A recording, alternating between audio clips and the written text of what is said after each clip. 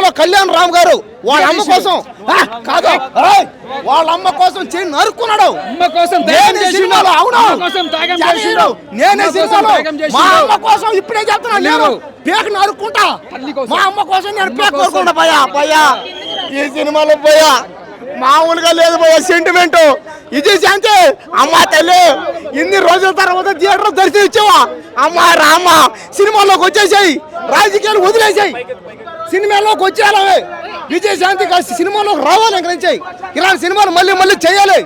ఈ సినిమాలో విజయశాంతి గారు సెంటిమెంట్ సీన్లు పోలీసు భయ ఒక్కొక్కరిని కాలుస్తుంది, ఎగిసేగి తంతుంది భయ, ఒక్కొక్కరిని కొడుతుంటే కాలుతుంటే. సినిమా ఇప్పుడే చెప్తా, ఈ సినిమా ఇండస్ట్రీ ఇట్టేది. ఇలాంటి సినిమా ఇంకోటి రాలేదంతే.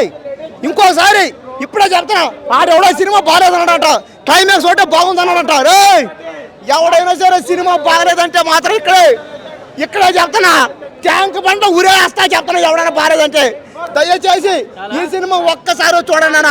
చూశారంటే మీరు మళ్ళీ కర్తవ్యం సినిమా తర్వాత ఆమె మళ్ళీ పోలీస్ క్యారెక్టర్ చేసింది.